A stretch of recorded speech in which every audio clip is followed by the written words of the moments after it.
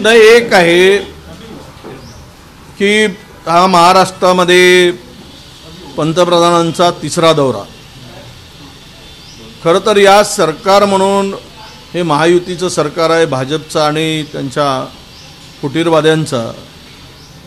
हे सरकार अपयशी सरकार झालं आहे. सरकार सर्व आघाड्यावर अपयशी ठरलेलं आहे. या सरकारच्या परफॉर्मन्सवर आता प्रश्नचिन्ह निर्माण झालं आहे.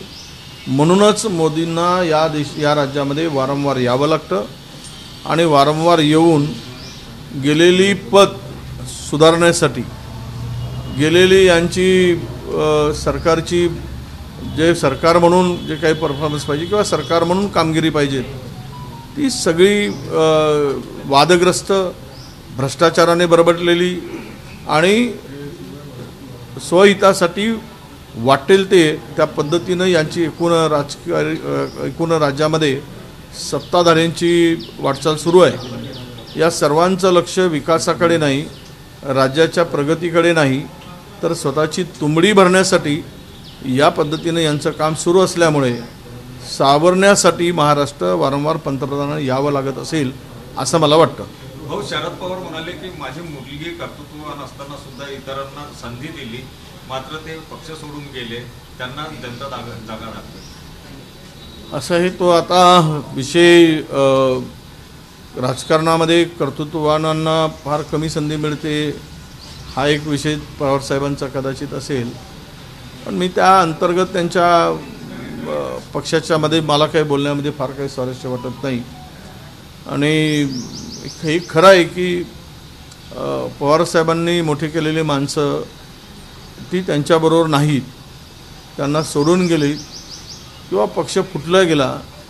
ते जिवंत असताना बाळासाहेब वर गेल्यानंतर बाळासाहेबांचा मृत्यू झाल्यानंतर पक्ष फुटला, पण पवारसाहेब इथे हात असताना सुद्धा ज्या ज्या माणसाला त्यांनी सर्व गोष्टींनी मोठं केलं ते सोडून गेले. त्याचं शल्य नक्कीच माणसाला बोचत असतं. त्या याच्यातून त्यांची ती भावना असावी. आज नरेंद्र मोदी सोलापुरात म्हणाले की काँग्रेसने गरिबी हटवण्याचा नारा दिला होता, मात्र आमच्या काळामध्ये 25 कोटी लोक जे आहेत ते गरिबीतून मुक्त झाले आणि असं बोलतात ते भावनिक आहे. नाही, असं आहे की 85 कोटी लोकांना जर 5 किलो धान्यावर निर्भर राहत असेल तर गरिबी हटली की वाढली हे या देशाच्या भाजप सरकारलाच माहीत. भाऊ, उद्या काँग्रेसची बैठक गडचिरोलीला होत आहे, पहिल्यांदा बैठक. असं आहे, नेहमी मोठ्या शहरामध्ये पक्षाच्या बैठका होतात, दुर्गम भागाकडे जात नाही. पण आम्ही गडचिरोलीपासून सुरुवात करतो. प्रचाराची सुरुवात पक्षाच्या म्हणजे लोकसभेच्या लोकसभेमध्ये कार्यकर्त्यांना बळ देण्यासाठी दुर्गम भाग, डोंगराळ भाग, नक्षलग्रस्त भागातून सुरुवात करावी हा विचार मी पक्षाच्या पुढे मांडला आणि सर्व पक्षाच्या नेत्यांनी त्याला मान्यता दिली. त्यामुळे आपण गडचिरोलीमध्ये हा मेळावा, विभागीय मेळावा घेण्याचं ठरलं आहे. आणि नक्कीच गडचिरोली काँग्रेसचा अनेक वर्षापासूनचा गड राहिला आहे, चंद्रपूरही गड आहे आणि पक्षाची मोठी ताकद तिकडे आहे. त्याला त्या कार्यकर्त्यांना ही शिबिर आणि मेळावा नक्की बळ देणारं ठरेल, स्फूर्ती देणारं ठरणार आहे. आणि पुढच्या लोकसभेच्या निवडणुकीसाठी जिंकण्यासाठी आम्हाला जोमानं कार्यकर्त्यांना शक्ती प्रदान करण्यासाठी याचा उपयोग होणार आहे. थोड्या वर्षाखालील जी मुलं आहेत त्यांना क्लासेसमध्ये, कोचिंग क्लासमध्ये नो एंट्री असा नवीन गाईडलाईन्स ज्या आहेत केंद्र सरकारने काढलाय, कसं बघताय या सगळ्या निर्णयाकडे?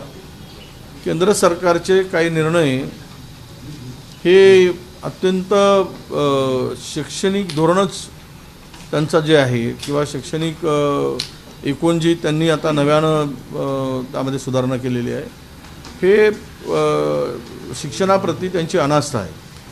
त्यांना या सगळ्या निर्णयामध्ये एकूण स्पष्टता ही होती की तुम्ही एक तर राज्यामध्ये, देशामध्ये असलेले रिक्त जागा भरत नाही, शिक्षकांच्या मोठ्या प्रमाणात जागा रिक्त आहे आणि दुसरीकडे मात्र ट्युशनपासून त्यांना थांबवण्यात जायचं आणि विशिष्ट लोकांना, मोठ्या लोकांना तीच वेळ मोठ्या लोकांना संधी मिळते आणि गरिबाच्या किंवा सामान्य माणसाला त्यातून वंचित राहावं लागतं. आज शिक्षणामध्ये राज्याचाच विचार केला तर जेवढ्या जागा रिक्त आहेत त्यातून शिक्षणाची किती अधोगती चाललेली आहे, शिक्षण क्षेत्राच्याकडे किती दुर्लक्ष आहे हे दिसून येतं.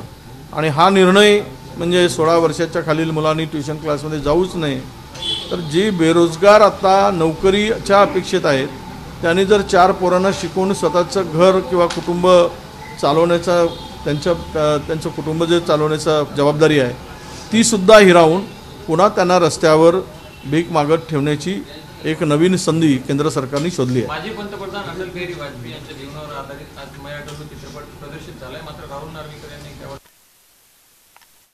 स्क्रीनिंग केलं जाणार असं त्यांनी बोललं. आता मला एवढं तुम्ही सांगताय म्हणून मी ऐकलं आहे, आम्ही जरा तपासून पाहू ते करता येतं का. नाहीतरी काय आता विधिमंडळ म्हणजे न्यायाला धरून किंवा विधिमंडळातलं एकूणच आत्ताचे निकाल पाहिलेत आपण अपात्र आमदाराच्या संदर्भात, कुठे संविधानाला धरून आहेत, कुठे कायद्याला धरून आहेत. तर सर्व काही मोडीत काढून आपल्याला वाटेल ते करायचं धंदा आता या सरकारने सुरू केला आहे आणि हा धंदा जोरात सुरू आहे. त्यामुळे ज्यावेळेस धंदा मार खाईल त्यावेळेस ते वटणीवर येतील. सध्या तर धंदा तेजीत आहे, त्यामुळे वाटेल ते करण्यासाठी ते तयार आहे. हो, अंगणवाडी सेविकांचा संप सुरू आहे, मात्र त्यांना आता नोटीस दिल्या जातात, त्यांच्यामध्ये फूट पाडण्याचं काम प्रशासनाकडून केलं जातं. मला हे कळत नाही की तुम्हाला डावोसला जायला 50-60 लोकांची फौज घेऊन जायला पैसे आहेत आणि बिचाऱ्या अंगणवाडीच्या मानधनासाठी तुमच्याकडे पैसे नाहीत. कंत्राट डबल फुगवून त्यांची किमती वाढवून ते लुटण्यासाठी तुमच्याकडे पैसे आहेत आणि बिना टेंडरनी काम देण्यासाठी कंत्राटदारांना तुमच्याकडे पैसे आहेत. मग या अंगणवाडी सेविका ज्या बिचाऱ्या कोरोना काळातही प्रचंड त्यांनी जीवावर उदारून काम केलं आणि लोकांची सेवा केली, घराघरात त्या पोहोचल्या, औषधी वाटपाचं काम त्यांनी केलं आशा वर्कर आणि अंगणवाडीने. त्यांच्या मानधनात आणि त्यांचे प्रश्न सोडवण्यासाठी सरकारला जर स्वारस्य नसेल आणि ते फोडाफोडीचं राजकारण करत असेल तर एक अंगणवाडी सेविका गावातील 100 मतं फिरवू शकते, ही ताकद त्या अंगणवाडी सेविकेमध्ये आहे, कारण ती सेवाभावी काम करते.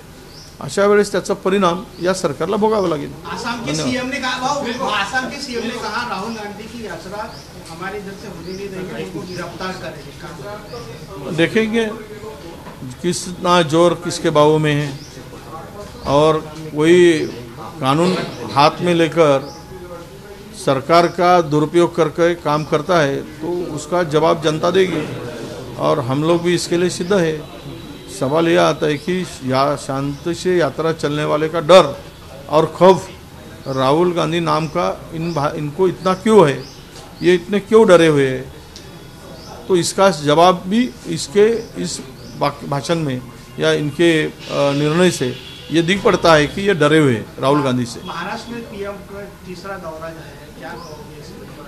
नहीं, देखिए ये सरकार करके राज्य में जो अस्तित्व में आई है तोड़फोड़ करके, इन बारे में जनता में विश्वास नहीं है, ये सरकार का परफॉर्मेंस नहीं है. इसीलिए यहाँ बार बार प्राइम मिनिस्टर को आना पड़ता है. जो इनकी लोकप्रियता या इस सरकार के राज्य सरकार के भरोसे पार्लियामेंट में चुनाव में इनको बड़ा झटका लगने वाला है, तो उसको संवारने का काम शायद पंतप्रधान के भरोसे कोशिश की जा रही है. प्रधानमंत्री ने अपने भाषण में कहा है कि हमने 25 करोड़ लोगों को गरीबी रेखा के ऊपर लाया. नहीं, अगर 25 करोड़ लोगों को गरीबी रेखा के ऊपर लाया गया है तो 85 करोड़ इस देश के, मतलब 85 करोड़ बोले तो करीबन 70% लोगों को मुफ्त में अनाज देने की ज़रूरत क्या है. अगर आज तुम्हारे दया पे 85 करोड़ लोग अगर तुम्हारे दया पे जीते हैं तो गरीबी कम हुई क्या कि बड़ी, इसका उत्तर इसी में है.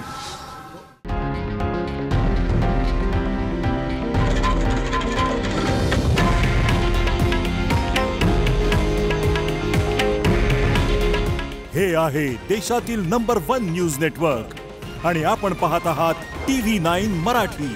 काळजी तुमची, हित महाराष्ट्राचं.